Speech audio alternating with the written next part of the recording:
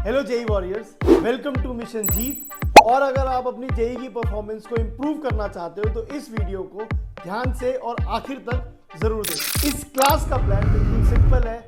हम लोग इस क्लास में इस चैप्टर के सारे शॉर्ट नोट्स बनाने वाले हैं with all the important formulas and all the important tricks and all the important problems जो हमें एग्जाम के टाइम याद रखने की जरूरत है। आगे टाइम वेस्ट करे बिना let's start with the short notes. तो अब हम वेव ऑप्टिक्स के शॉर्ट नोट्स के बारे में बात करना चाहते हैं। And wave optics is a topic जिसमें बहुत सारे क्वेश्चंस आते हैं। चैप्टर बहुत बड़ा नहीं है बट क्वेश्चंस बहुत सारे हैं इसके, तो कोई it's good to know these short notes. सबसे पहली बात, वेव ऑप्टिक्स में हम बात कर रहे हैं इंटरफेरेंस ऑफ टू वेव्स की। इंटरफेरेंस ऑफ टू वेव्स में एसेंशियली हमें मान रहे हैं एक सोर्स से एक पॉइंट पे कुछ वेव जा रही है और दूसरी सोर्स से दूसरे पॉइंट उसी पॉइंट पे कुछ वेव जा रही है। ये दोनों वेव अलग अलग डिस्टेंस ट्रैवल कर रही हैं। इनकी इक्वेशन अगर हम माने कि एक वेव की इक्वेशन है a1 sin omega t minus k x one plus five one naught, और दूसरी वेव की इक्वेशन माने a2 sin omega t minus k x two plus five two naught, तो इन दोनों वेव्स का जो एम्पलीट्यूड है, अगर इन दोनों वेव्स के इंटरफेरेंस होने के बाद जो एम्पलीट्यूड आता है रिजल्टेंट वेव का, मान लेते हैं इन दोनों के बीच का फेज डिफरेंस डेल्टा फाई है, तो जो रिजल्टेंट एम्पलीट्यूड आता है वो कितना आता है? फॉर्मूला उसका क्या होता है? अंडर द रूट वेक्टर वाला फॉर्मूला है बिल्कुल, a1 square plus a2 square plus 2a1 a2 cos of delta phi. Simple, ठीक है, ये बात हमें पता है। दूसरी चीज, इंटेंसिटी का फॉर्मूला जब देखते हैं तो इंटेंसिटी हमें पता है एम्पलीट्यूड के स्क्वायर से प्रोपोर्शनल है। इंटेंसिटी किसके प्रोपोर्शनल है? एम्पलीट्यूड के स्क्वायर के। तो उसका फॉर्मूला आ जाता है I1 plus I2 plus 2 times root of I1 I2 cos delta phi. इस तरीके से हमारा इंटेंसिटी वाला फॉर्मूला आ जाता है। इस फॉर्मूले में, ये फॉर्मूला में याद होना चाहिए, दोनों फॉर्मूले से हमें बिल्कुल ऑब्वियसली एट ऑल टाइम्स याद होने चाहिए। There is no possibility that we don't remember them. दूसरी बात हमारे सामने आ जाती है कि अगर a1 a2 a0 के बराबर है एंड I1 I2 भी I0 के बराबर है, कुछ ये सब कांस्टेंट, अगर A1 A2 दोनों बराबर कांस्टेंट है तो एम्पलीट्यूड का फॉर्मूला जो होता है वो जाता है 2a0 cos of delta phi by 2।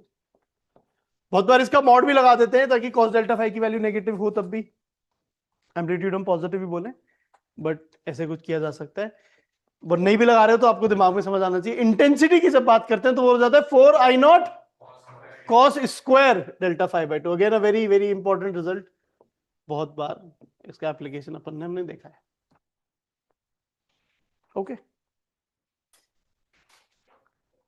Constructive interference की जब हम लोग बात करते हैं तो एम्पलीट्यूड फेज डिफरेंस कितना होता है कंस्ट्रक्टिव इंटरफेरेंस में? 2n पाई। फेज डिफरेंस जो होता है वो 2n पाई होता है। डिस्ट्रक्टिव इंटरफेरेंस में फेज डिफरेंस होता है 2n प्लस 1 पाई। कंस्ट्रक्टिव इंटरफेरेंस में जो आपका एम्पलीट्यूड है वो होता है a1 प्लस a2, और अगर दोनों एम्पलीट्यूड बराबर है तो 2a हो जाता। डिस्ट्रक्टिव इंटरफेरेंस में आपका एम्पलीट्यूड जो हो जाता है वो a1 माइनस a2 का मॉड हो जाता है, क्योंकि पॉजिटिव आना चाहिए ना, नेगेटिव आ रहा है। अगर a1 छोटा a2 से तो भी पॉजिटिव आना चाहिए। अगर सपोज दोनों एम्पलीट्यूड बराबर होते तो कितना हो जाता है? 0 हो जाता। इंटेंसिटी की बात करते हैं तो root of I1 plus root of I2, यानी ऑब्वियसली इंटेंसिटी मैक्सिमम होती है, यहाँ पे एम्पलीट्यूड भी मैक्सिमम होता है।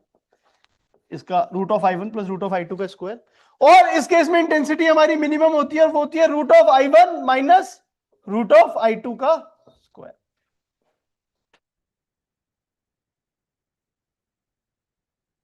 समझ आ रही है बात हम लोग को?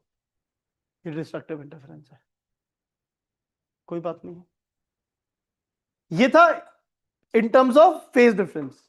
इसी की value in terms of path difference भी निकाली जाती है। What is the relationship between phase difference and path difference? जो फेज डिफरेंस होता है वो होता है 2 pi by lambda times the path difference plus delta phi s. Sources के बीच में जो उनका फाई नॉट होता है उसके बीच का जो डिफरेंस होता है, ये दोनों हमारे पास आता है। बस डेल्टा फाई एस दो टर्म्स होते हैं हमारे पास। अब अगर हम देखते हैं सोर्सेज इन फेज है, मतलब क्या है इस बात का कि सोर्स के बीच का जो फेज डिफरेंस है वो 0 है या 2n पाई है, 2n पाई से तो कोई फर्क नहीं पड़ेगा। तो in this case constructive interference होने के लिए पार्ट डिफरेंस होना चाहिए इंटीग्रल मल्टीपल ऑफ लैम्डा, यानी even multiple of lambda by 2 भी बोल देते हैं बहुत बार, बट एन लैम्डा में याद रहता है। डिस्ट्रक्टिव इंटरफेरेंस के लिए पार्ट डिफरेंस कितना होता है? 2n plus 1 lambda by 2। Lambda by to, 3 lambda by to, 5 lambda by to, ऐसे कुछ पार्ट डिफरेंस होता है डिस्ट्रक्टिव इंटरफेरेंस वाले केस में। ठीक है, अगर sources exactly out of phase है, मतलब उनके बीच का, सोर्सेज के बीच का फेज डिफरेंस कितना है, पाई, तो in that scenario constructive interference के लिए कंडीशन क्या होती है, path difference must be equal to 2n + 1 lambda by two. And destructive interference के लिए क्या कंडीशन होती है, path difference must be equal to n lambda. Actually में इंटरेस्टिंग बात यह है कि कंडीशंस ये इंटरचेंज हो जाती है, तो जिन पोजीशंस पे कंस्ट्रक्टिव इंटरफेरेंस आ रहा होता है उन पोजीशंस पे डिस्ट्रक्टिव इंटरफेरेंस आने लग जाता है, अगर sources exactly out of phase हो, मतलब उनके बीच का फेज डिफरेंस पाई या 2n + 1 पाई जो भी ऐसा कुछ हो। तो ये एक बेसिक डेफिनेशन थी हमारी। दूसरी बात हम लोग कहते हैं कोहेरेंट सोर्सेज क्या होते हैं। कोहेरेंट सोर्सेज में दो प्रॉपर्टीज बहुत इंपॉर्टेंट है। क्या, बेसिकली हम चाहते हैं डेल्टा फाई कांस्टेंट के right with time, constant with time is constant with time, and for that to happen उन दोनों वेव्स की स्वयं फ्रीक्वेंसी होनी पड़ेगी। और हम ऑप्टिक्स में बात करें तो हम कहते हैं मोनोक्रोमैटिक सोर्स ऑफ लाइट होना चाहिए। तो जो आपके नॉर्मल बल्ब्स वगैरह हैं ये कलर के दिखते तो हैं, बट ये मोनोक्रोमैटिक सोर्स ऑफ लाइट नहीं है, क्योंकि इसमें अलग अलग वेवलेंथ की रेडिएशंस प्रोड्यूस हो रही हैं। तो generally monochromatic source of light क्या होते हैं, लेजर्स होती हैं। तो जब सबसे पहली बार हमने YDSC ऑब्जर्व किया तो वो लेजर्स के थ्रू ऑब्जर्व किया रादर देन व्हाइट लाइट ऐसे कुछ बल्ब के थ्रू। दूसरी प्रॉपर्टी जो हमारी होनी चाहिए वो होनी चाहिए डेल्टा फाई एस कांस्टेंट होना चाहिए, सोर्सेज के बीच का फेज डिफरेंस कांस्टेंट होना चाहिए। और हमें रियलाइज है in optics it is impossible to have two sources with same phase, मतलब कांस्टेंट फेज डिफरेंस, क्योंकि ये phase difference initial phase angle जो है हर प्रोटॉन के साथ चेंज होता रहता है। तो उसके लिए हमने कहा किया two sources must be produced by same source, two sources must be produced by same source. मतलब सेम सोर्स का मतलब है हम लोग एक सोर्स को किसी तरीके से दो सोर्सेज में कन्वर्ट करें, हम देखेंगे कैसे कन्वर्ट कर सकते हैं, बट दैट इज YDSC में कुछ ऐसा एक्सप्लोर किया गया। यंग्स डबल स्लिट एक्सपेरिमेंट के अंदर हमसे यह बोला गया कि एक सोर्स हमने एस ली और यहां पे स्क्रीन में दो स्लिट्स बनाई, तो ये सोर्स की जगह इसकी वजह से हमारे पास दो सोर्सेज आ गई S1 और S2, and this again because ये पतली स्लिट्स थी तो यहां पे वेव्स का डिफ्रैक्शन हुआ, वो बेंड हुई, तो ये कुछ इस तरीके से सोर्सेज हमारी बन गई। Is that okay? अब जब हम YDSC की किसी भी प्रॉब्लम को सॉल्व करते हैं सबसे पहली बात हमें समझ आनी चाहिए, वो समझ आनी चाहिए किसी भी पॉइंट P पे जो ये सेंट्रल लाइन से बाय डिस्टेंस पे होता है कितना पार्ट डिफरेंस होता है। पार्ट डिफरेंस की अगर हम बात करते हैं तो बड़ी सिंपल सी चीज है, हम लोग कहते हैं यार ये वाली लेंथ माइनस ये वाली length that is essentially S2P minus S1P हमें बोलना होता है। और हमें ये बात रटी होनी चाहिए S2P माइनस S1P की वैल्यू जो होती है कितनी होती है, YD by capital D, YD by capital D हमें वैल्यू पता होनी चाहिए। ये अप्रोक्सीमेशन से आती है, अज्यूमिंग कि जो स्मॉल d है वो कैपिटल D या लैम्डा से बहुत ही छोटा है, ऐसे कुछ आता है। अगर किसी भी पॉइंट पे हम फेज डिफरेंस की बात करें तो फेज डिफरेंस और पार्ट डिफरेंस का क्या रिश्ता है, 2 पाई बाय लैम्डा। अगर यहाँ पे तो सोर्सेज एक ही सोर्स से बनी थी, सोर्सेज इन फेज है, तो हम बोलते हैं 2 pi by lambda times the path difference which is YD by capital D, which again आप लोग नोटिस करेंगे तो 2 पाई Y बाई ओमेगा भी लिख दिया जाता है, क्योंकि D lambda by capital D जो वैल्यू है उसे हम ओमेगा से भी रिप्रेजेंट करते हैं। एक्चुअली में हमें अब पता है ना कि ये जो ओमेगा होता है वो क्या होता है, फ्रिंज विड्थ होती है, तो वहां से भी हमें पता है बात।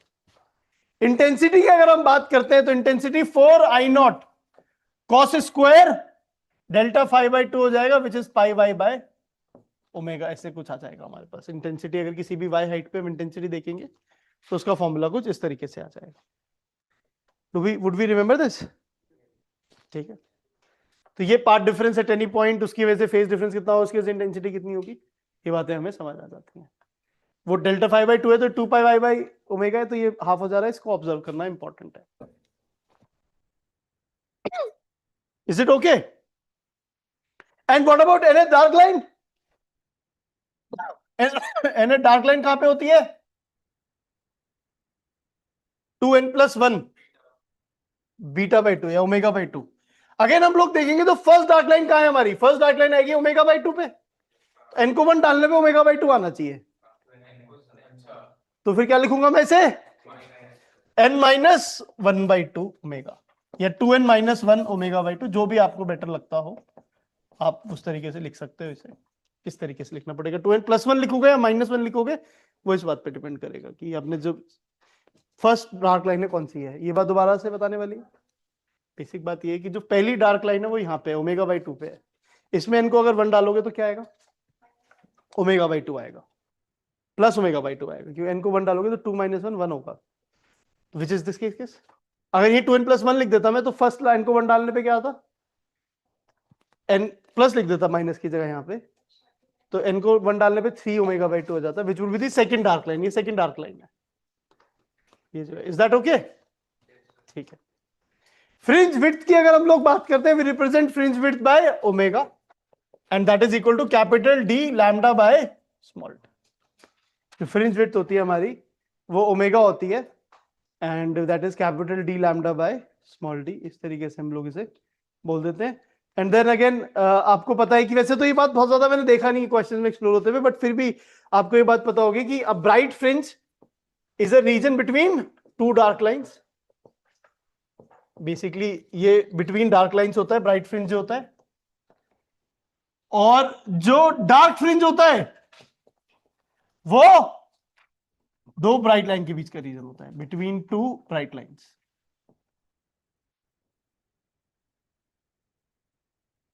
Just a matter of fact. Again आप पूरी स्क्रीन को dark dark dark dark dark या bright bright bright bright bright ऐसे नहीं, हम इस स्क्रीन को ऐसे इमेजिन नहीं करते जो हमने फ्रिंजेस इस तरीके से डिफाइन की हुई है, bright dark bright dark bright इस तरीके से इमेजिन नहीं करते। कैसे इमेजिन करते हैं, या तो सब bright bright bright bright bright या सब डार्क डार्क डार्क डार्क, और वही वाली ऐसी फीलिंग है हमारे लोगों के लिए, तो कुछ दैट इज ओके, कोई इसमें दबी बात नहीं है, वैसे बताने वाली बात है। एंगुलर फ्रिंज विड्थ जो जाता है इसमें कैपिटल टी डिवाइड हो जाता है, बस simply lambda by small t आ जाता है, बहुत बार बीटा से भी रिप्रेजेंट करते हैं, सो दैट इज ओके। एक हमारे पास बहुत कॉमन सी problem occurring problem, missing wavelengths in front of one of the series, तो अलग बात है। मिसिंग वेवलेंथ्स की अगर हम लोग बात करें कभी भी, तो मिसिंग वेवलेंथ किस तरीके से निकाली जाती है। मिसिंग वेवलेंथ का बेसिक मतलब ये है वो वाली वेवलेंथ जिसके करस्पॉन्डिंग डिस्ट्रक्टिव इंटरफेरेंस हो रहा हो। भैया ध्यान रखना, कभी भी बोलेंगे कि मिसिंग वेवलेंथ बताओ कौन सी है, तो आपको वो वाली वेवलेंथ ढूंढनी है जिसके करस्पॉन्डिंग क्या हो रहा होगा, डिस्ट्रक्टिव इंटरफेरेंस हो रहा होगा। अब इन्होंने इन front of one of this list बोल दिया, तो इन front of one of this list तो ये वाला पॉइंट आ जाएगा कहीं पे, और यहाँ पे y की वैल्यू कितनी हो जाएगी, d/2 है ना, यहाँ पे y की वैल्यू कितनी हो जाएगी, d/2। तो अगर हम लोग इसमें बात कर लेते हैं कि भाई जो पार्ट डिफरेंस है वो कितना हो जाएगा, पार्ट डिफरेंस हो जाएगा y d by capital D था ना, तो d²/2d। और अगर आप चाहते हो यहाँ पे डिस्ट्रक्टिव इंटरफेरेंस हो तो किसके बराबर डालोगे आप इसे, डिस्ट्रक्टिव इंटरफेरेंस में कौन सा लैम्डा होता है, 2n प्लस 1 λ/2। तो अलग अलग n की वैल्यू डाल के आपको पता चल जाएगा, बहुत सारे लैम्डास आ जाएंगे जो पॉसिबली जिनके लिए डिस्ट्रक्टिव इंटरफेरेंस यहाँ पे हो सकता है। इज दैट ओके, ठीक है, तो इस तरीके से हम इसे समझ सकते हैं। ठीक है, अगर हमें ये बात समझ आ रही है, उसके अलावा तो अगेन जो इंपॉर्टेंट बात यहां पे थी वो ये थी कि मिसिंग वेवलेंथ करस्पॉन्ड टू वो वाली वेवलेंथ जो डिस्ट्रक्टिव, जिनके लिए क्या हो रहा हो, डिस्ट्रक्टिव इंटरफेरेंस। तो कभी भी आप ऐसा वर्ड सुनोगे तो आपको डिस्ट्रक्टिव इंटरफेरेंस समझ आएगा। डोमिनेंट वेवलेंथ वो वाली वेवलेंथ रहेगी जिनके करस्पॉन्डिंग कंस्ट्रक्टिव इंटरफेरेंस हो रहा है, कोई बड़ी बात नहीं है, वो तो ऑब्वियस बात हो जाएगी। Equivalent optical path in air, अगर कोई भी वेव किसी पर्टिकुलर मीडियम में कुछ डिस्टेंस ट्रैवल करती है, अगर आप इसका distance equivalent optical path in air निकालना चाहते हो तो म्यू इंटू डी हो जाता है। क्यों हो जाता है हमें जानने की जरूरत नहीं है, हमें ये पता होना चाहिए कि equivalent optical path in air जो है कितना है, म्यू डी होता है। अगर हम लोग इसी फीलिंग से अगर हम लोग देखते हैं, तो अगर हम एक ग्रास स्लैब एक स्लिट के आगे इंट्रोड्यूस कर देते हैं तो उसकी वजह से हमारा इंटरफेरेंस पैटर्न शिफ्ट हो जाता है। क्या हो जाता है, इंटरफेरेंस पैटर्न शिफ्ट हो जाता है। अब ये सोचना होता है कितना शिफ्ट हुआ, किस डायरेक्शन में शिफ्ट हुआ, तो उसके लिए सबसे पहली बात हमें सोचनी चाहिए कि एक्स्ट्रा पार्ट डिफरेंस कितना आता है इसकी वजह से, μ-1 इंटू टी। बिल्कुल, ये हमारा एक्स्ट्रा पार्ट डिफरेंस आता है, म्यू टी ट्रैवल करता है, उसमें करना चाहिए था एयर में टी, तो वो सब्ट्रैक्ट करते हैं तो μ-1 इंटू टी, कुछ आपका एक्स्ट्रा पार्ट डिफरेंस आ जाता है, याद होनी चाहिए पहले। शिफ्ट जो होता है, शिफ्ट की वैल्यू होती है capital D bye small D times extra path difference. ये आप इन जनरल हमेशा याद रख सकते हो, कभी भी आपने वाईडीएससी पैटर्न में कुछ भी एक्स्ट्रा पार्ट डिफरेंस इंट्रोड्यूस किया तो उसकी वजह से आपके पैटर्न के अंदर जो शिफ्ट आएगा वो कितना आएगा, capital D upon small D into extra path difference. आप कैलकुलेट भी कर सकते हो, but again we have to remember this. तो यहां पे इन दिस केस कितना हो जाएगा, ये capital D by small D into mu minus 1 into T. ठीक है, अब इसमें हमें ये सोचना होता है कि पैटर्न शिफ्ट किधर हुआ किधर नहीं हुआ। इन केस ऑफ ग्लास स्लैब हम सोच लेते हैं जिधर की तरफ ग्लास स्लैब है उधर की तरफ शिफ्ट हो जाता है पैटर्न।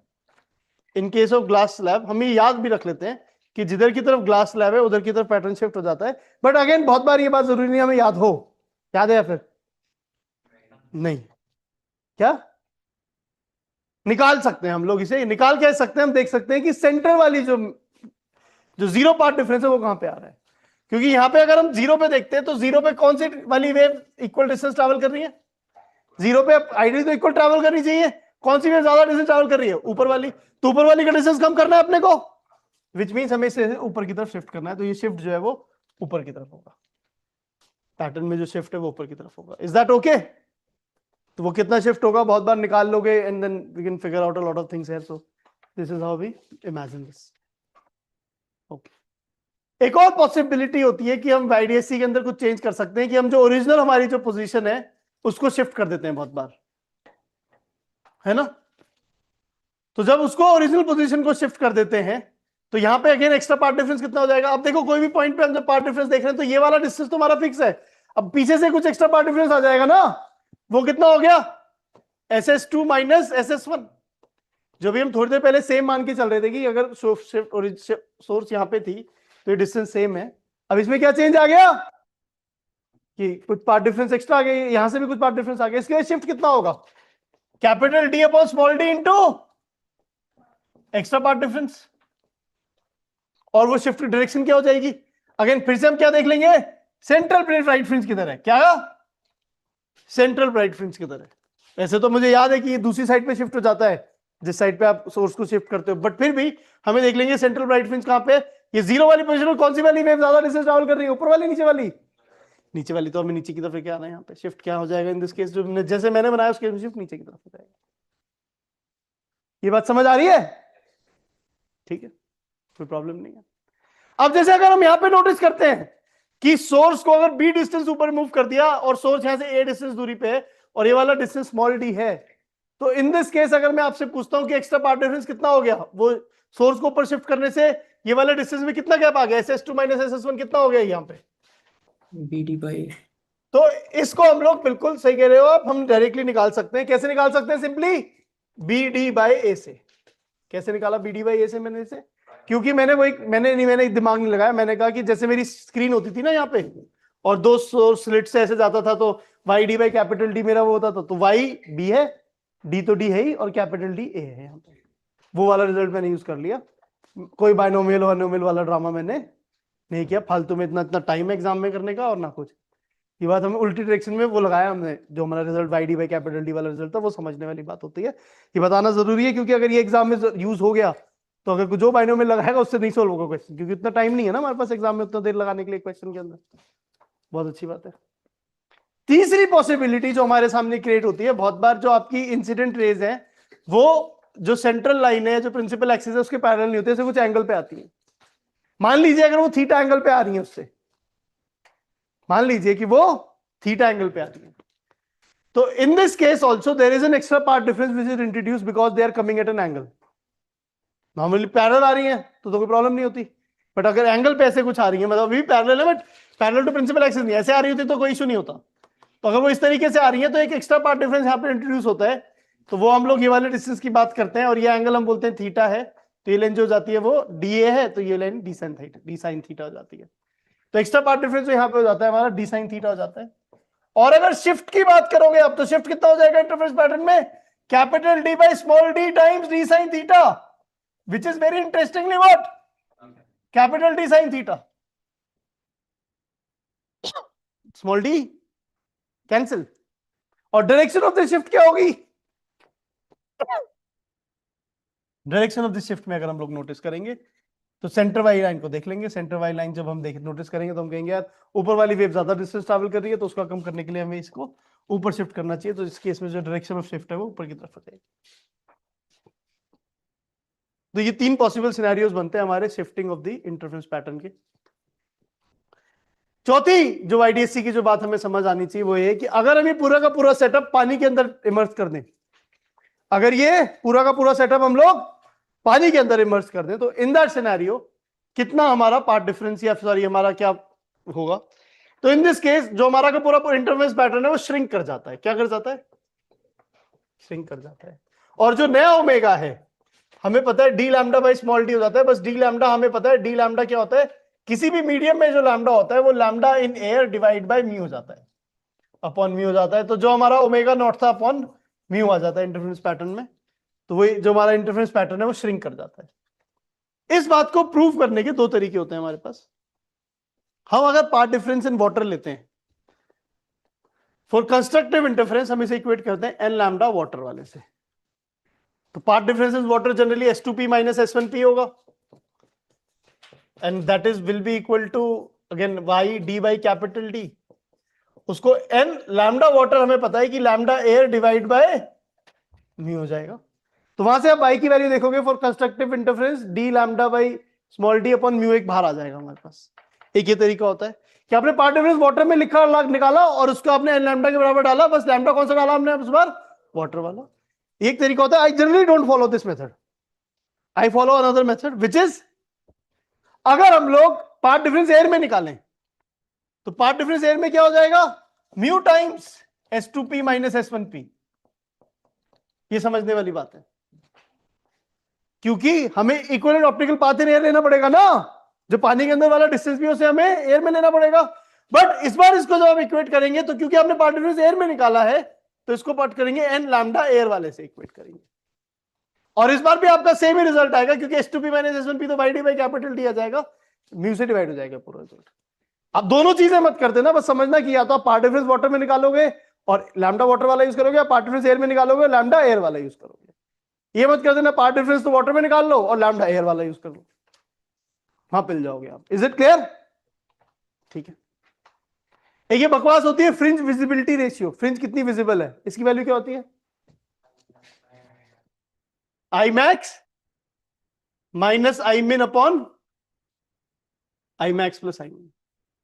ये बेसिक एक सिंपल सी बात होती है कि आपकी फ्रिंज कितनी विजिबल है, कितनी ज्यादा विजिबल है वो दिखाता है। अगर आई मैक्स माइनस आई मिन अपॉन आई मैक्स प्लस आई मिन की वैल्यू ज्यादा है तो फ्रिंज ज्यादा विजिबल है, और इसकी वैल्यू कम है तो फ्रिंज कम विजिबल है। सिंपल बात है ये बात। Is it okay? ठीक।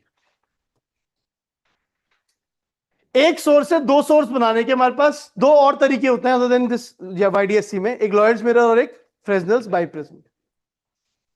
एक सोर्स से दो सोर्स बनाने के दो तरीके और होते हैं। लॉयड्स मिरर में क्या होता है कि अगर हमारे पास एक सोर्स यहां पड़ी हुई है, तो अगर इस सोर्स से कोई डायरेक्ट रे इस स्क्रीन तक जा रही है, हम यहां पे एक मिरर रख देते हैं, तो मिरर प्लेस करने से भी तो कोई रे यहां पे चली जाती है स्क्रीन की तरफ। Is that okay? तो एसेंशियली एक ही पॉइंट पे दो रेस पहुंच जाती हैं। इफेक्टिवली हम अज्यूम कर लेते हैं कि अगर हम इसे पीछे एक्सटेंड करते हैं, इस मिरर को यहां पे एक्सटेंड करके देखते हैं, तो इस सोर्स की जो इमेज है S डैश, ये हमारी दूसरी पोजीशन ऑफ द इमेज हो जाती है। तो डिस्टेंस बिटवीन द सोर्सेज जो D होता था हमारा, अगर ये डिस्टेंस को सपोजिटली A बोल दिया जाए यहां पे, तो वो 2A के बराबर हो जाएगा। अगर इस डिस्टेंस को A बोल दिया जाए तो जो डिस्टेंस बिटवीन सोर्सेज है वो 2 हो जाएगा। मतलब आप इमेजिन YDSC की तरह ही करोगे, जो दो स्लिट थी उसकी जगह दो सोर्सेज ऐसे आ गई। एक बात।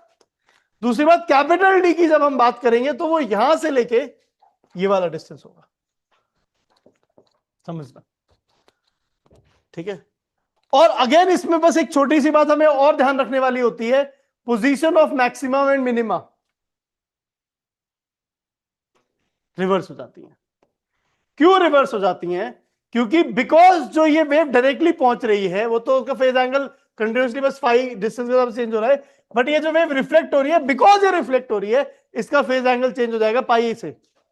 आपको पता है कभी भी वेव नॉर्मली रिफ्लेक्ट होती है या फिर डेंसर मीडियम से रिफ्लेक्ट होती है तो उसका फेज एंगल कितने से चेंज होता है? पाई से फेज एंगल चेंज होता है उसका। तो वहां से आपको ये समझ आ जाएगा कि ये रिवर्स हो जाती है, क्योंकि जो कंडीशन, जो कंस्ट्रक्टिव इंटरफेरेंस कंडीशन है वो डिस्ट्रक्टिव इंटरफेरेंस बन जाती है, जो डिस्ट्रक्टिव इंटरफेरेंस कंडीशन है वो कंस्ट्रक्टिव इंटरफेरेंस कंडीशन बन जाती है। नंबर ऑफ फ्रिंजेस की अगर हम बात करें तो इसमें बहुत बार एक ऐसा प्रश्न बन के आ जाता है कि नंबर ऑफ फ्रिंजेस कितने होंगे इस केस में। वो कैसे निकालते थे? आधे नहीं, आधे से नहीं सोचते हम लोग इस तरीके से सोचते हैं यहां पे कि हम देखते हैं कि ये जो मिरर का ये वाला एंड है, वहां से रिफ्लेक्ट होने के बाद रे कहां पहुंच रही है? और इस वाले मिरर का जो ये वाला एंड है, यहां से रिफ्लेक्ट होने के बाद रे कहां पे पहुंच रही है, और जब हमें ये पता चल जाता है कि ये केस में कहां पे पहुंच रही है रे, तो हमें ये बात समझ आ जाती है कि ये कितने रीजन में इंटरफेरेंस हो रहा है। हमें समझ आता है कितने रीजन में इंटरफेरेंस हो रहा है, जितने रीजन में क्योंकि इस ये रीजन में रिफ्लेक्टेड रेस तो इसी रीजन में पहुंच रही है, ट्रांसमिटेड तो डायरेक्टली पहुंच रही है, डायरेक्ट जा रही थी, तो इस रीजन में इंटरफेरेंस हो रहा होता है। तो जनरली हम निकाल लेते हैं कि भाई कितना आपके पास ये हाइट आ रही है डिवाइड बाय फ्रिंज विड्थ कितनी ओमेगा, तो जनरली हम इस तरीके से नंबर ऑफ फ्रिंजेस यहाँ पे निकाल लेते हैं। समझ रहा हूँ, पता नहीं मैं थोड़ा बोरिंग पढ़ा रहा हूँ, इसकी वजह से नींद आ रही होगी, बट थोड़ा मैं एनर्जी और बढ़ाता हूँ, कोशिश करता हूँ, ठीक है। तुम भी थोड़ा अपने आप को ऐसे झटक लो ताकि नींद कम हो जाए तुम्हारी, ठीक है। अब हम आ जाते हैं फ्रेस्नेल्स बाइप्रिज्म पे। तो फ्रेस्नेल बाइप्रिज्म भी एक इंटरेस्टिंग केस होता है जिसमें एक सोर्स से हम दो सोर्स बनाते हैं। इस केस में कैसे बनती है एक सोर्स से दो सोर्स, बेसिकली यहां से कोई रेज आ रही है वो बेंड हो जाती है कुछ ऐसे, सिमिलरली यहां से कोई रेज आ रही है वो भी बेंड हो जाती है और यहां पे मिल जाती है जाके। तो बेसिकली एक सोर्स हम यहां पे इमेजिन कर लेते हैं, एक सोर्स हम यहां पे इमेजिन कर लेते हैं। आपको यह समझ आना चाहिए कि जो डिविएशन है वो mu minus one into theta होगा। क्या कहते हैं, क्योंकि हमने पढ़ा था म्यू माइनस वन इंटू ए बेंड करती है light in a small angle prism, तो इस तरीके से होता है। तो स्मॉल एंगल प्रिज्म होता है, ये थीटा यहाँ पे छोटा सा होता है कुछ ना कुछ, ठीक है। तो अब यहाँ पे जो डी की वैल्यू डिस्टेंस बिटवीन सोर्सेज होता है वो कितना हो जाता है, a into this angle 2 times a into mu minus one into theta. ये समझ आना चाहिए ये वाला जो डिस्टेंस है हमारा। उसके अलावा कैपिटल डी की अगर मैं बात करूं, which is the distance between the screen and the sources, तो उसमें ए प्लस ये वाला जो डिस्टेंस है बी, ए प्लस बी, इस तरीके से हमारे पास आ जाता है। फिर से इस बार जब मैं नंबर ऑफ फ्रिंजेस की बात करता हूं, किसकी बात करता हूं, नंबर ऑफ फ्रिंजेस की बात करता हूं, तो मैं ये समझता हूं कि ऊपर वाले मीडियम में क्या रेज आ रही है। एक तो यहां से रेज आ रही थी, वो बेंडो के यहां तक पहुंच रही है, और ऊपर वाली रेज जो जा रही थी वो बेंडो के कहीं यहां तक पहुंच रही है, जहां तक भी पहुंच रही है। सिमिलरली जो नीचे वाला मीडियम है वहां से कोई रेज आ रही है, जस्ट वो जो नीचे की तरफ जा रही है वो बेंडो के यहां तक पहुंच रही है। तो एक्चुअली में हमें जनरली दिखाई देता है एक ओवरलैप एरिया, जो दोनों की रेस का ओवरलैप एरिया वो ये है। इस वाले की कहां तक जा रही है, इस वाले की कहां तक जा रही है, आपको समझ आ जाता है। ये वाला जो एंगल है वो mu minus one into theta कुछ इस तरीके से आता है। थोड़ी कॉम्प्लिकेटेड सी बात है बट ठीक है, मतलब again let it be for now. इस तरीके से कुछ हम फिगर आउट कर लेते हैं कि कितनी नंबर ऑफ फ्रिंजेस है। ओवरलैप एरिया जैसे पहले वाले में निकाला था कि दोनों की वजह से कहां पे रे पहुंच रही है, ऐसा कुछ सोचना होता है। अब ये थोड़ी सी अजीब सी बात है, जरूरी नहीं ना हर चीज जानना, तो कोई बात नहीं है। एक और बात हमें इंटरफेरेंस पैटर्न में ये समझ आनी चाहिए कि ये इंटरफेरेंस कह रहा हूं मतलब इसमें वेव ऑप्टिक्स में, कि अगर हमारे पास कोई प्रिज्म है, प्रिज्म की वजह से कितना अगर एक्स्ट्रा पार्ट डिफरेंस इंट्रोड्यूस होता है वेव्स में, कोई पार्ट डिफरेंस इंट्रोड्यूस नहीं होता प्रिज्म की वजह से। मतलब इस बात का ये है कि अगर इस पॉइंट पे देखिए, बस ये समझना ध्यान से, इन दोनों पॉइंट का फेज डिफरेंस देख रहे हैं आप, इन दोनों पॉइंट का फेज डिफरेंस देख रहे हो। अगर ये दोनों पॉइंट्स इन फेज है तो यहां पे अगर ए और बी इन फेज हैं तो सी और डी भी पक्का से इन फेज होंगे। प्रिज्म की वजह से कोई भी एक्स्ट्रा पार्ट डिफरेंस या फेज डिफरेंस इंट्रोड्यूस नहीं होता है। Is that clear? ठीक है, लेंस की वजह से, क्योंकि लेंस को तो हम कॉम्बिनेशन और प्रिज्म इमेजिन कर लेते हैं बहुत बार, तो सेम बात लेंस के लिए भी होती है कि लेंस की वजह से भी कुछ एक्स्ट्रा पार्ट डिफरेंस इंट्रोड्यूस नहीं होता है। जो पार्ट डिफरेंस ओरिजिनल था वही पार्ट डिफरेंस उनके बीच में रहता है। एक इस तरीके की प्रॉब्लम हमारे सामने, दो प्रॉब्लम एक कुछ अजीब सी आती है, एक भी हमें पता होनी चाहिए कि अगर वाईडीएससी के अंदर हमें डिस्टेंस जो है सोर्सेज के बीच का 5 सेंटीमीटर दे रखा है, कैपिटल डी 100 सेंटीमीटर काफी लार्ज है, बट लैम्डा 3 सेंटीमीटर दे रखा है, तो in that case path difference का formula y D by capital D हम लोग नहीं लगाते हैं, क्योंकि y D by capital D से हमारी ये फीलिंग होती है कि तो जीरो से लेकर इंफिनिटी तक कुछ भी हो सकता है, जबकि हमें विद टाइम रियलाइज होता है ऐसा नहीं हो सकता। क्या रियलाइजेशन है हमारे पास कि अगर यहां से कोई वेव जा रही है और यहां से कोई वेव जा रही है, तो इनके बीच का पार्ट डिफरेंस, अगर मैं सेंटर से यहां तक इस पॉइंट के लिए मान लो कुछ थीटा पॉइंट है ये, तो इनके बीच का पार्ट डिफरेंस एसेंशियली मैं अगर यहां पे एक लाइन ड्रॉ कर लूं which is almost equilateral triangle type कुछ बनाने की कोशिश करें, तो ये वाला जो है ये इनके बीच का पार्ट डिफरेंस है which will be D sine theta. और डी साइन थीटा में आपको ये समझ आ सकता है कि जो पार्ट डिफरेंस है वो जीरो से तो स्टार्ट होता है बट कहां तक जाता है, कैपिटल स्मॉल डी तक ही जा सकता है मैक्सिमम। सो पार्ट डिफरेंस जो है वो डी साइन थीटा है, which means the path difference की मैक्सिमम वैल्यू वो डी है, और ये कब हो रही है, at y equal to infinity. However y D by capital D वाले फॉर्मूले में ऐसा नहीं लग रहा था हमें, तो इसलिए हम कह रहे हैं कि कभी ऐसी सिचुएशन है कि लैम्डा बहुत बड़ा है तो फिर आप वो मत करना, इज दैट ओके? फिर अगर कोई आपसे पूछ ले कि टोटल नंबर ऑफ मैक्सिमा कितने आएंगे, तो आपको पता है भैया जब यहाँ पे पार्ट डिफरेंस 0 है, यहाँ पे पार्ट डिफरेंस 5 है, तो बीच में एक पॉइंट ही आएगा जहां पे पार्ट डिफरेंस 3 होगा। तो वहीं पे वो जो पॉइंट होगा जहां पार्ट डिफरेंस की वैल्यू कितनी होगी, 3 होगी, which is D sine theta. 5 sine theta is equal to 3 वाला पॉइंट हमारा पता मिल जाता, क्या sine theta is equal to 3/5, theta equal 37 degree वाला केस मिल जाता हमें, मैक्सिमा वाला केस। ये बेसिक एक बात हमें क्वेश्चन सॉल्व करने के लिए, क्योंकि ये बात हमने कहीं थ्योरी में नहीं पढ़ी है, तो ये क्वेश्चन में सॉल्व करने में यूज करनी है, तो फिर एक हमें पता होना चाहिए कि इस तरीके से ऐसी केस बन सकता है। एक ही है यहाँ पे 6 तो हो नहीं सकता, पार्ट डिफरेंस 2 लैम्डा तो हो नहीं सकता इस बार, क्योंकि 6 हो जाएगा तो डी 5 साइन थीटा के लिए 6 हो सकती है, 5 साइन थीटा 6 हो सकता है, नहीं हो सकता, साइन थीटा तो 0 से 1 के बीच में ही है ना। Are we clear about this guys? ठीक है, बहुत अच्छी बात है। सिमिलरली इसी बात से रिलेटेड एक और कहानी भी हो जाती है कि अगर आपसे कोई बहुत बार, जैसे लैम्डा अब डीप 1 मिलीमीटर, लैम्डा 2 माइक्रोमीटर, तो इस बार ये बात तो प्रॉब्लम नहीं कि लैम्डा की वैल्यू तो बहुत छोटी है, बात तो ठीक है, बट इस बार टोटल नंबर ऑफ फ्रिंजेस अगर कोई आपसे पूछ ले तो कितनी हो जाएंगी? टोटल नंबर ऑफ फ्रिंजेस कोई आपसे पूछ ले तो कितनी हो जाएंगी? इसके लिए हम लोग क्या करते हैं, फिगर आउट। इसमें फिर से हम लोग अगेन, अब एसएस तो y D by capital D के हिसाब से तो आप वाई बढ़ाते चले जाओ, पार्ट डिफरेंस बढ़ता चला जाएगा, बट अगेन आपको अभी रियलाइज हो गया कि पार्ट डिफरेंस की जो मैक्सिमम वैल्यू होती है वो कितनी होती है, वो डी हो जाती है, small D, which in this case is 1 millimetre, which mean जो एनएच मैक्सिमा है वो सिर्फ एन लैम्डा के हिसाब से, एन इंटू 2 माइक्रोमीटर के हिसाब से आप देखते हैं, तो एन की वैल्यू कितनी हो जाएगी, 500। समझ आई आपको बात? तो आपके पास अगर ये सेंट्रल लाइन है और ये स्क्रीन है, तो आपको पता है यहां पे 0 है और इंफिनिटी पे आपके पास 500 लैम्डा पार्ट डिफरेंस है इन this case. Is that okay? तो 1 2 3 4 5 6 7 कितने, 499 लैम्डा हमारे पास बीच में भी हो सकते हैं, 1 lambda 2 lambda 3 lambda. Is that okay? तो यहां से अपने को पता चल जाएगा 500 फ्रिंजेस ऊपर और 500 फ्रिंजेस नीचे, तो टोटल कितनी फ्रिंज हो जाएंगी, 1000 फ्रिंज हो जाएंगे, ऐसे कुछ समझ रहे हो? तो ऐसे फ्रिंजेस वाला भी इस तरीके से भी निकालने की पॉसिबिलिटी बन जाती है। Is it making sense? ठीक, ऐसा कुछ हो जाता है। एक और सिचुएशन हमारे सामने आती है, path difference due to a glass slab. बहुत बार आप लोग देखते हैं ग्लास स्लैब में इंटरफेरेंस हो रहा होता है। बहुत बार ग्लास स्लैब में इंटरफेरेंस किस तरीके से देखते हैं आप, ये देख लेते हैं कि एक रे तो डायरेक्टली ऐसे रिफ्लेक्ट हो जाती है, एक रे आगे जाके रिफ्लेक्ट होकर वापस ऐसे आती है, ठीक है? तो इन दिस सिनेरियो अगर हम पार्ट डिफरेंस की बात करते हैं, तो पार्ट डिफरेंस की बात करते समय में समझ आता है पार्ट डिफरेंस की वैल्यू होती है 2 म्यू टी। जनरली हम आई को छोटा मानते हैं, तो आई को बड़ा मानने के बाद इतना लंबा कॉम्प्लिकेटेड मेथड हो जाता है कि उसका रेलेवेंस नहीं बचता। तो बस सिंपली आई को छोटा मानते हुए, क्योंकि 2t डिस्टेंस म्यू मीडियम में ट्रैवल कर रहे हो, तो एक्स्ट्रा पार्ट डिफरेंस कितना हो गया, पार्ट डिफरेंस कितना आ गया, 2 म्यू टी आ गया। दोबारा समझाने वाली बात है, पार्ट डिफरेंस तो डिस्टेंस क्यों।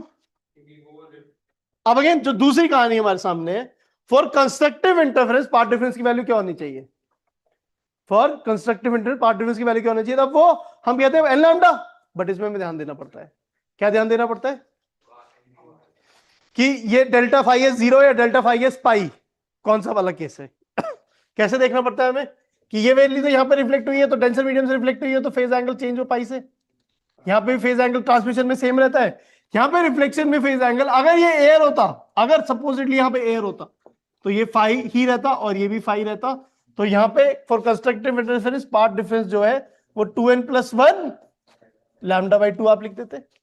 हाँ, अगर यहां पे एक मिरर होता, क्या होता, मिरर, तो इन दैट केस ये मिरर के केस में ये भी 5+पाई हो जाता, तो फिर हमें ऐसा एन लैम्डा डालना होता उसके। तो ये वाली बात सोचने वाली बात होती है कि कंस्ट्रक्टिव इंटरफेरेंस की कंडीशन एन लैम्डा डालोगे या फिर 2n+1 लैम्डा बाई 2 डालोगे, ये सोचना पड़ता है हम लोगों को। Is that okay?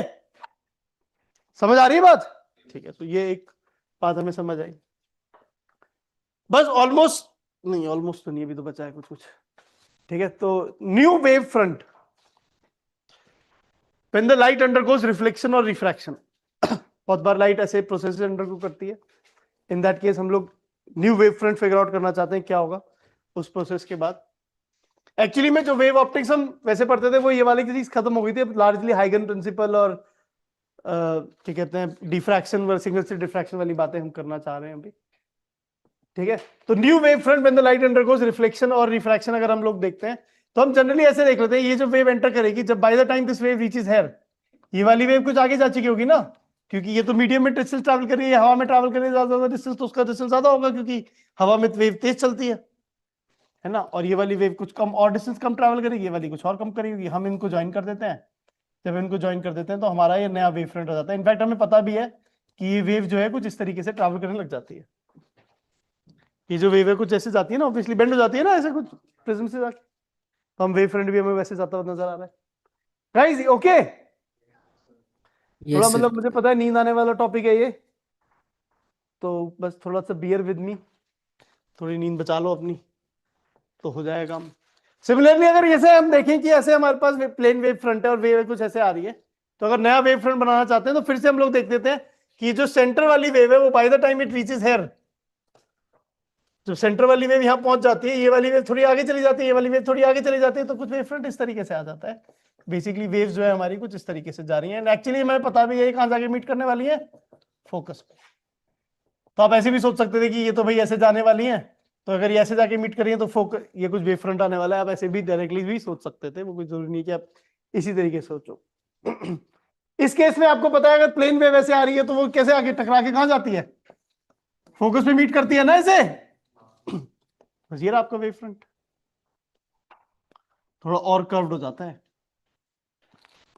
कैसे बनाऊं इसे, जब मैं लॉजिकली बनाता हूं तो वैसे बना लेता हूं कि भाई जब तक बाय द टाइम ये वाली वेव यहाँ पे पहुंचेगी, ये वाली वेव रिफ्लेक्ट होकर यहाँ आ गई होगी, ये वाली वेव रिफ्लेक्ट होकर यहाँ आ गई होगी, बीच वाली वेव यहाँ होगी, ऐसा कुछ होगा। तो कुछ इस तरीके से आपका वेव फ्रंट बन जाएगा और वेव्स जो हैं वो सेंटर की तरफ जा रही होंगी और सेंटर पे जाके मीट करेंगी। तो वेव फ्रंट कुछ ऐसा वेव फ्रंट आ जाता है इस बार। ठीक है, वही मैं देखता हूँ सबसे ज्यादा जो टाइम लगा रही है ना वेव, उसको ट्रैक करता हूँ, उसके रिस्पेक्ट में और सारी रिमेनिंग वेव्स देख लेता हूँ कहाँ पहुंची होंगी बाई देन, सीधी सीधी चल के भी, तो वहां से हमें नया वेव फ्रंट पता चल जाता है। तो ये एक ऐसी छोटी सी बकवास होती है वेव फ्रंट वाली। अलग बात, एक और बात जो हम करते हैं वो है सिंगल स्लिट डिफ्रैक्शन। क्या? Single slit diffraction. Single slit diffraction में क्या होता है, एक ही स्लिट है हमारे पास ए विड्थ की, which is comparable to the wavelength of the wave. तो इन दिस केस अगर हमसे कोई भी किसी भी पॉइंट पे अगर यहां से स्लिट से थीटा एंगल पे कोई पार्ट डिफरेंस पूछ ले, तो इस पॉइंट पार्ट डिफरेंस कितना होता है? वाई थीटा होता है। वाई क्या है यहां पे? जिन दो सोर्सेस के बीच में आप पार्ट डिफरेंस देख रहे हो उनके बीच का डिस्टेंस है। अगर सोर्सेस के बीच का डिस्टेंस y है, कोई भी दो सोर्सेस के बीच का डिस्टेंस y है, तो इस पॉइंट पे जो पार्ट डिफरेंस होता है y थीटा हो जाता है। अब अगेन दूसरी बात जब यहां सोचते हैं कि मिनिमा की पोजीशंस क्या क्या होती हैं, वो जाती है n lambda by A, without n zero नहीं होता, बस वैसे इंटीजर होता है, जीरो वाला इंटीजर नहीं होता, क्योंकि जीरो पे तो हमारा इनफैक्ट क्या आता है, सेंट्रल मैक्सिमा आता है, क्योंकि हमें पता है कि हमारा जो यहाँ पे बन के आता है कुछ इस तरीके से बन के आता है कि ऐसे बन के आता है, तो that is okay. Position of maxima की जब हम बात करते हैं तो हम लिखते हैं उसे 2n+1 lambda by 2a। Again यहां पे n की वैल्यू जीरो नहीं हो सकती है, एंड एक और सेंट्रल मैक्सिमा भी होता है which is theta equal to 0। ये आपका सेंट्रल मैक्सिमा होता है।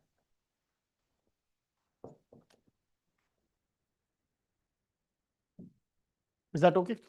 एंड ऑब्वियसली सेंट्रल मैक्सिमा पे जो इंटेंसिटी है वो सबसे ज्यादा होती है, उसके बाद जो मैक्सिमा है उन पे इंटेंसिटी रिलेटिवली कम होती चले जाते हैं। सिंगल स्लिट डिफ्रैक्शन केस में ऐसा कुछ होता है, ये सिचुएशन। फ्रिंज विड्थ की अगर आप बात करोगे तो सेंट्रल फ्रिंज विड्थ की जब हम बात करते हैं तो ये जो मिनिमा है ये लैम्डा बाई ए पे है और ये माइनस लैम्डा बाई ए पे है, तो सेंट्रल फ्रिंज की जो विड्थ होती है वो 2 लैम्डा बाई ए हो जाती है। ऑब्वियसली एंगुलर फ्रिंज विड्थ है, कौन सी है ये? एंगुलर फ्रिंज विड्थ है ये। Is it okay? ठीक है, और जो उसके रिमेनिंग जो फ्रिंजेस होती हैं, ये लैम्डा बाई ए है, ये 2 लैम्डा बाई ए होता है, तो उसके बाद जो रिमेनिंग फ्रिंजेस उनकी फ्रिंज विड्थ कितनी होती है? लैम्डा बाई ए। तो सेंट्रल फ्रिंज में इंटेंसिटी तो ज्यादा होती है, उसकी विड्थ भी ज्यादा होती है in case of single slit diffraction. Okay, बहुत अच्छी बात है। फ्रेस्नेल डिस्टेंस क्या होता है? ए स्क्वायर बाई लैम्डा। ये कौन सा डिस्टेंस होता है? रिफ्रैक्शन को ऑब्जर्व करने का मिनिमम डिस्टेंस। बेसिकली ये जो सिंगल स्लिट है आपकी और इसके बीच का मिनिमम डिस्टेंस होता है कि सच दैट डिफ्रैक्शन ऑब्जर्व हो सके। एक्चुअली में रीजन क्या होता है कि आप ये चाहते हो कि ये वाला जो डिस्टेंस है वो इससे बड़ा होना चाहिए, ठीक है, स्लिट विड्थ से बड़ा होना चाहिए। जो कौन सा वाला डिस्टेंस है आपका, मतलब again x into 2 lambda by ये, x इंटू लैम्डा बाई ये जो है वो a से ज्यादा होना चाहिए। तो वहां से हमारा x की value a square by lambda ज्यादा होनी चाहिए, तो x की facial distance a square by lambda ज्यादा, बट ठीक है, दैट्स ओके। मुझे भी याद नहीं रहता बहुत बार, तो ये तुमने आज ही कल 1-2 दिन में रिवाइज किया होगा तभी याद है तुम्हें, याद है permanently. Diffraction through a circular aperture जब हम बात करते हैं तो बड़ी अजीब सी सिचुएशन होती है।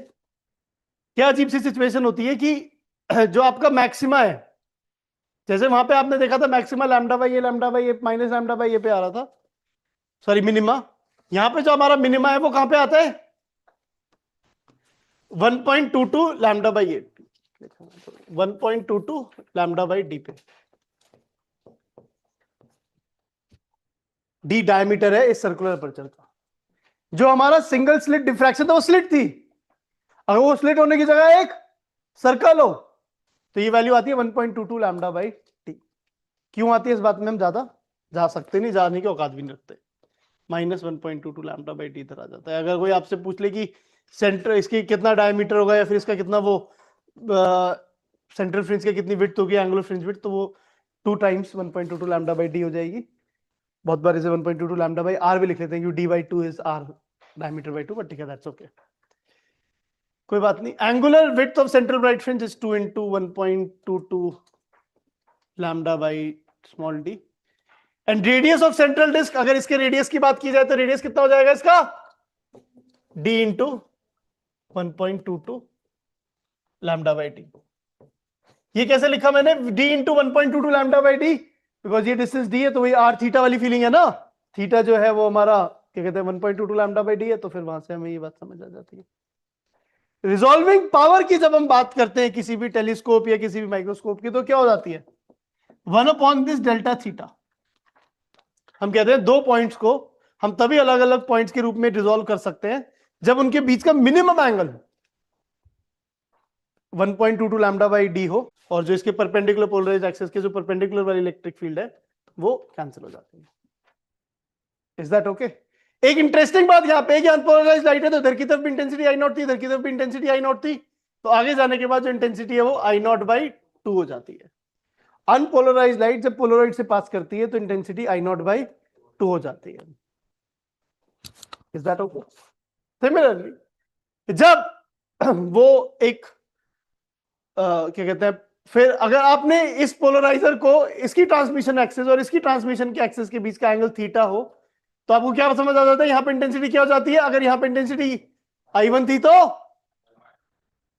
या फिर I0 थी तो यहां पे I0 cos स्क्वायर थीटा हो जाती है अगर पोलराइज लाइट जा रही है। और इसी को हम बोल देते हैं मार्लिस लॉ, मार्लिस लॉ जो भी बोलते हैं, नाम तो मुझे नहीं पता, बट अगर I0 इंटेंसिटी की यहां की रेडिएशन आ रही है तो यहां पे I0 cos स्क्वायर थीटा हो जाती है, where theta is the angle between transmission axis and the electric field vector की जो डायरेक्शन है। Is that okay? अगर अनपोलराइज्ड लाइट होती तो उसका तो थीटा कुछ हो ही नहीं सकता था, वो तो उस केस में आपका क्या आ जाता है? I0 बाई 2 आ जाता है। In case of polarise light अगर है तो I0 cos square theta by 2 आ जाता है, बड़ी I0 cos स्क्वायर थीटा आ जाता है। और बड़ी इंटरेस्टिंग बात ये होती है कि अगर एक पोलराइड ऐसा और दूसरा ऐसे है तो नॉर्मली तो I0 cos स्क्वायर 90 बन जाएगा, बट अगर आप बीच में एक पोलराइड 48 डिग्री एंगल पे लगा दो तो पहले क्या होता है 45 डिग्री वाले की वजह से 45 डिग्री, उसके वाले 45 हो जाता है, जीरो नहीं होता फाइनल इंटेंसिटी। बड़ी अजीब सी बात हो जाती है, यूनिक सी बात, but that is how it is. कोई नहीं। एक और केस हमारे को याद होना चाहिए पोलराइजेशन बाय रिफ्लेक्शन वाला, वो ये है कि अगर कभी भी हमारा पोलराइड किसी क्या कहते हैं एक सरफेस पे पड़ता है तो अगर उस सरफेस का रिफ्रैक्टिव इंडेक्स म्यू है तो अगर आपकी रिफ्लेक्टेड रे और इंसिडेंट रे, रिफ्लेक्टेड रे और रिफ्रैक्टेड रे आपस में कैसे जा रही है? परपेंडिकुलर जा रही है, तो ये वाली जो रे होती है reflected ray is polarised, reflected ray is polarised. And ये जो एंगल ऑफ इंसिडेंस होता है इसको क्या बोला जाता है? Brewster's angle. और ब्रूस्टर्स एंगल की वैल्यू कितनी हो जाती है? tan inverse of mu. जो ब्रूस्टर एंगल होता है उसकी वैल्यू कितनी हो जाती है? tan inverse of mu. Again मैं टॉपिक पढ़ा नहीं रहा हूं, आपको जो इंपॉर्टेंट फॉर्मूला है इस टॉपिक का जो आपको याद होना चाहिए सिर्फ वो बताने की कोशिश कर रहा हूं, और कुछ आइडिया दे रहा हूं ताकि आपको वो फॉर्मूला याद हो जाए, कुछ उसका बैकग्राउंड दे रहा हूं थ्योरी का, ताकि फॉर्मूला याद होने में आसानी हो। That's the idea. बट हमें ये बात समझ आनी चाहिए कि वो ब्रूस्टर एंगल है। एंड देन अगेन अगर जो वेव इंसिडेंट हुई थी, ये बात बहुत मुश्किल बात है, बहुत बार याद रहती है, बहुत नहीं याद रहती है, तो अगर उसके प्रोपोगेशन में इलेक्ट्रिक फील्ड इधर भी थी और इधर भी पॉइंट कर रही थी, तो यहाँ पे जो वेव जा रही है इसमें सिर्फ ये पॉइंट कर रही है इलेक्ट्रिक फील्ड, इधर की तरफ वाले पॉइंट पार्ट में इलेक्ट्रिक फील्ड पॉइंट वो नहीं है basically. That is the situation. सिर्फ परपेंडिकुलर टू द प्लेन वाले रीजन में इलेक्ट्रिक फील्ड बची है, कोई नहीं। तो ये हमारा वेव ऑप्टिक्स के शॉर्ट नोट्स खत्म हो गए फाइनली। कितने पेज के बने बच्चों? Short notes are done. अगर वीडियो हेल्पफुल लगा तो लाइक जरूर कर देना, और अगर इन शॉर्ट नोट्स का एप्लीकेशन सीखना चाहते हो तो PYQ का वीडियो आपको मिल जाएगा डिस्क्रिप्शन में, उसको जरूर देखना। अगला चैप्टर हम लोग ये वाला डिस्कस करेंगे, और इसके शॉर्ट नोट्स का सेशन इस डेट पे आएगा, तो अपने कैलेंडर्स को मार्क कर लो, और अगर चैनल पे नए हो तो सब्सक्राइब करना मत भूलना। Keep pushing yourself, don't give up, and let's meet in the next class. Go for Jeet.